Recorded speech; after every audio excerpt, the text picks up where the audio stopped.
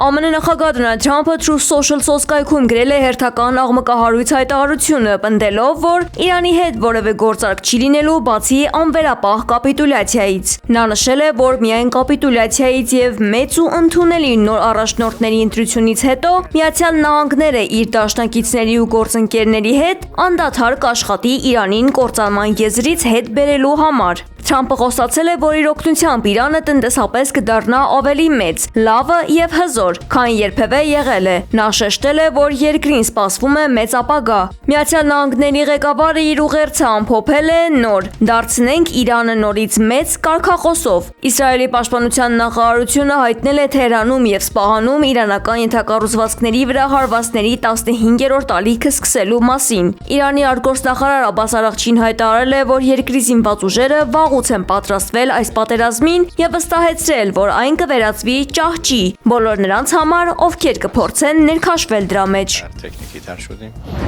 We pray for your continued blessing and favor to rest upon him. ԱՄՆ զինված ուժերը կանգնած են իրանական շահեդ անօդաչու թռչող սարքերի դեմ պայքարելու անկարողության փաստի առաջ։ Ըստ Ատլանտիկ պարբերականի Պենտագոնի բարձրաստիճան ղեկավարությունը փակ դռների հետևում արդեն խոստովանել է հակաօդային պաշտպանության լուրջ բացերը։ Էժան կամիկաձե դրոնների չեզոքացումը թանկարժեք հրթիռներով դառնում է տնտեսապես անիրագործելի եւ ոչ արդյունավետ։ Այս խնդիրն առավել սուր դրսևորվեց փետրվարի 28-ից սկսված Իրան-Իսրայել լայնամասշտաբ պատերազմի եւ ամերիկյան ռազմաբազաների թիրախավորման ընթացքում։ Իրանի գերագույն առաջնորդի սպանությանը հաջորդած զանգվածային հարվածները ցույց տվեցին Վաշինգտոնի զինանոցի անպատրաստությունը նոր տիպի սպառնալիքներին։ Մարտի 2-ին Հեզբոլայի ներգրավմամբ հակամարտությունն ընդլայնվեց, ել ավելի մեծացնելով ճնշումը ամերիկյան պաշտպանական համակարգերի վրա։ Ստեղծված պայմաններում արևմուտքի տեխնոլոգիական գերակայությունը արձականի տակ է հայտնվում Թեհրանի էժան, բայց մահացու զինատեսակների դիմաց։ Ադրբեջանը տարհանում է Թեհրանում իր դեսպանատունը եւ Թավրիզում գլխավոր հյուպատոսությունը։ Ադրբեջանի արտգործնախարար Ջեյհուն Բայրամովը լրագրողներին հայտնել է, որ երկրի նախագահի հրամանագրով նախատեսվել է անձնակազմին ամբողջությամբ դուրս բերել։ Ադրբեջանի պաշտպանության նախարարությունը հայտարարել է զորամասերը մարտական պատրաստության բերելու եւ պահեստազորի զորահավաք սկսելու մասին։ Ըստ պաշտոնական հաղորդագրության, այս քայլի նպատակն է պատրաստ լինել ցանկացած իրավիճակի զարգացման եւ ապահովել արագ արձագանք։ Սա տեղի է ունեցել Նախիջևանի օդակայանի եւ Բաքու-Թբիլիսիի Ջեյհան նավթամուղի վրա հրթիռի ընկնելուց հետո, թեև Իրանը հերքել էր, որ ինքն է հրթիռակոծել, շեշտելով, որ իրենք հարևան երկրները չեն թիրախավորում։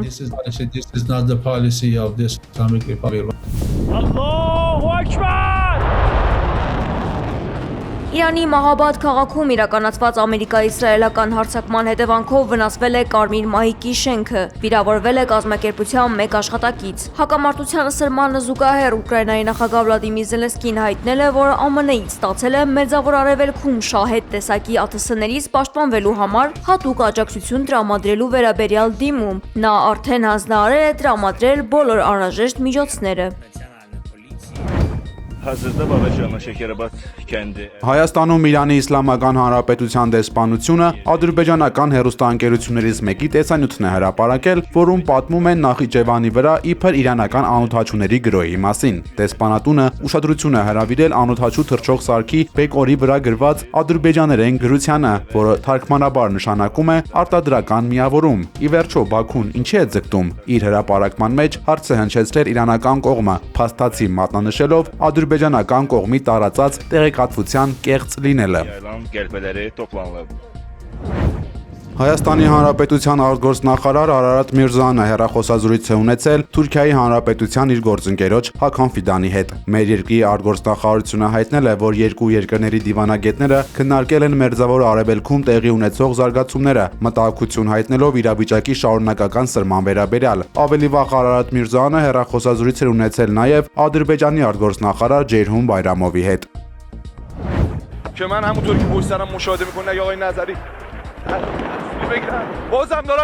Իրանի պետական հեռուստառադիոընկերության լրագրողները Թեհրանում հայտնվել են հրթիռակոծությունների տակ։ Հարվածի պահը ֆիքսվել է ուղիղ եթերում։ Լրագրողներին այնուամենայնիվ հաջողվել է անվնաս տարհանվել։ Լիբանանում երկուշաբթի օրվանից իսրայելական հարձակումների հետևանքով զոհվել է 123 մարդ, վիրավորվել 683-ը։ Իսրայելի պաշտպանության բանակը հարվածել է Բեյրութի Դահիե թաղամասի Հեզբոլահի դիրքերին։ Իրանական Խաթամ ալ-Անբիա կենտրոնական շտաբի խոսնակ Էբրահիմ Զոլֆաղարին հայտարարել է, որ այս շաբաթվա ընթացքում իրանական 2600 հրթիռներով թիրախավորվել է ամերիկյան եւ իսրայելական օբյեկտները։ Նրա խոսքով թիրախավորվել են Քուվեյթում եւ Էրբիլում տեղակայված ԱՄՆ ուժերը, Աբրահամ Լինկոլ ավիակիրը։ Իրանի Կարմիր մահիկի տվյալով ԱՄՆ-ի եւ Իսրայելի ռազմական գործողությունների հետևանքով զոհերի թիվն արդեն հասել է 1332-ի։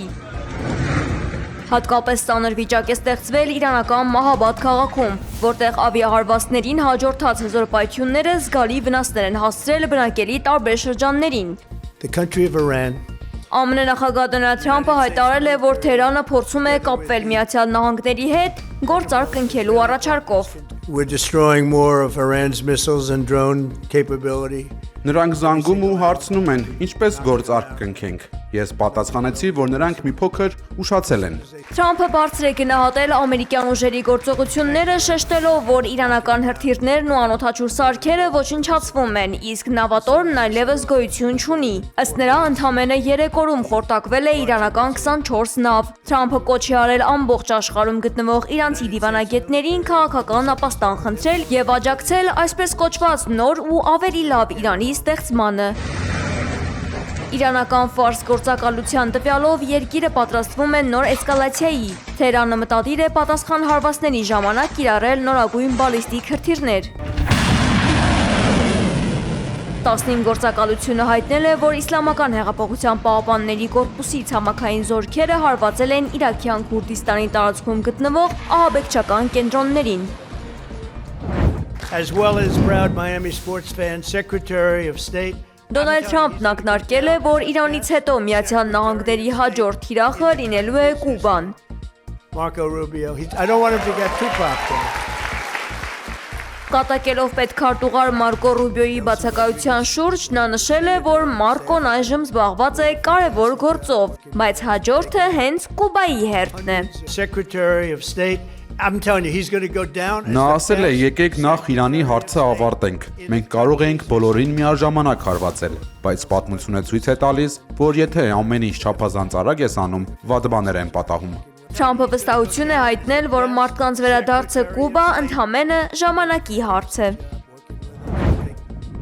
Եվրոպական հանձնաժողովը մարտի 6-ից պաշտոնապես կասեցրել է առանց վիզայի մուտքի հնարավորությունը Վրաստանի դիվանագիտական եւ պաշտոնական անձնագրեր ունեցողների համար, սակայն սա չի վերաբերվում շարքային քաղաքացիներին։ Բրյուսելն այս քայլին է դիմել ի պատասխան Վրաստանի իշխանությունների ժողովրդավարական արժեքների խախտումների եւ ցուցարարների ու անկախ լրատվամիջոցների դեմ իրականացվող բռնաճնշումների։ Սահմանափակումն ուժի մեջ է լինելու 12 ամիս, մինչև 2027 թվականի մարտի 6-ը։ Այսուհետև վրացի պաշտոնյաներն ու դիվանագետները Շենգենյան գոտի մուտք գործելու համար պարտավոր են վիզա ստանալ, անցնելով մանրակրկիտ ստուգումներ եւ հարցազրույցներ։ Եվրամիության սահմանապահներին հրահանգվել է խստացնել հսկողությունը բացառելու համար պաշտոնյաների փորձերը սահմանը հատել սովորական անձնագրերով։ Եթե իրավիճակը երկրում չբարելավի, Եվրոպական հանձնաժողովը նախազգուշացրել է, որ սահմանափակումը կարող է երկարաձգվել կամ հետագայում վերաբերվել նաեւ Վրաստանի բոլոր քաղաքացիներին։ Միության արտաքին քաղաքականության գերագույն հանձնակատար Կայա Կալասը շեշտել է, որ սա ուղղակի իշխանությունների գործողությունների հետևանքն է,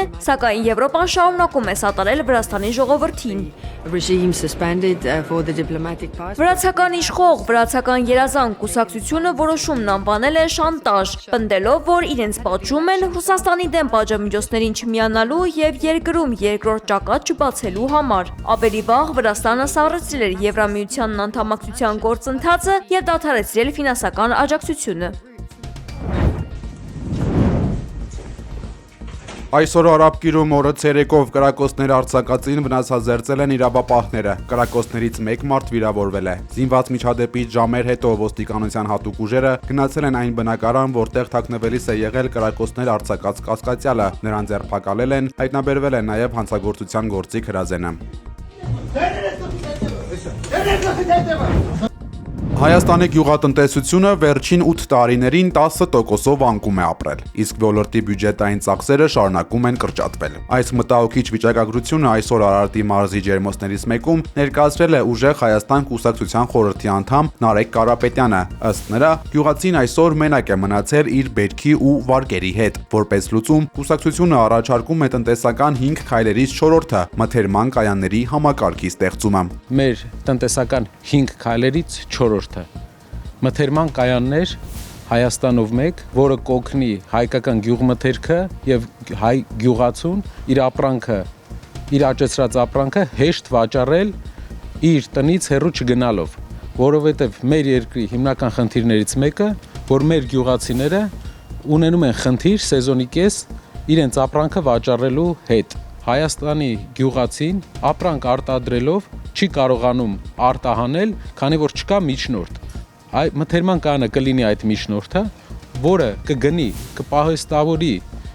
մթերքը եւ հետագայում կվերավաճառի կամ կարտանի դուրս կամ կվաճառի հայկական շուկայում։ Սա ինչպես վերաբերվում է բանջարեղենին, վերաբերվում է նաեւ մրգերին, վերաբերվում է նաեւ մսամթերքին։ Ծրագրի համաձայն Հայաստանի յուրաքանչյուր շրջան պետք է ունենա առնվազն 2-3 կայան։ Ըստ Կարապետյանի, սա կստեղծի մրցակցություն, ինչի արդյունքում կբարձրանա մթերման գինը ու գյուղացին հենց տարվա սկզբից կիմանա իր շահույթի չափը։ Բացի մթերումից ռազմավարական առաջնահերթությունների թվում են նաև ռոռոկման համակարգի բարելավումը, տեխնիկայի պարկերի ստեղծումը եւ վարկային բեռի թեթևացումը։ Մթերման կայանները, ըստ Կարապետյանի, կարող են հանդես գալ որպես երաշխավոր բանկերի համար, նվազեցնելով վարկերի տոկոսադրույքները։ Ուժեղ Հայաստան կուսակցությունը վստահեցնում է, գյուղատնտեսությունը կարող է եւ պետք է լինի շահութաբեր։ 3 խնդիր ունի գյուղատնտեսությունը բացի մթերումից։ Մթերումը ամենամեծ խնդիրն է, քանի որ մթերումը ապահովում է գյուղացու արտադրանքի եւ վերջնական վաճառքի միջև այդ միջանկյալ կապը, որը մենք պետք է ստեղծենք։ Դրանից հետո մենք պետք է զբաղվենք մի քանի հարցով։ Ինչպես ասեցի, երկրորդ հարցը վարկերն է։ Ինչ է անում մթերման կայանը։ Մթերման կայանը տալիս է տարվա սկզբին օրինակ սիլիտրա կամ այլ տեսակի պարտանյութեր, որպեսզի մարդը վարկ չվերցնի, որպեսզի պարտանյութ ունենա։ Ապահովում է կայունություն նաև գյուղացու համար, որ դու այս գնով կարող ես վաճառել։ Դա վարկունակության վրա բավական ազդեցություն է թողում։ Բանկերը ավելի քիչ տոկոսով կկարողանան ֆինանսավորեն, այն պատճառով, որ իրենց համար դա կլինի կայուն ու բնականից կանխատեսելի գործընկեր։ Գործընկերը կիմանանք, թե բերքը ինչքանով է։ Բանկային համակարգին ծանոթ լինելով ամենակարևոր բանը բանկերի համար կայունությունն է, կանխատեսելիությունն է։ Եթե մենք կարողանանք այնպես անել, որ գյուղացու համար գինը տարվա սկզբից պարզ լինի, գյուղատնտեսական վարկերի տոկոսների վերանայման հնարավորություն կունենանք։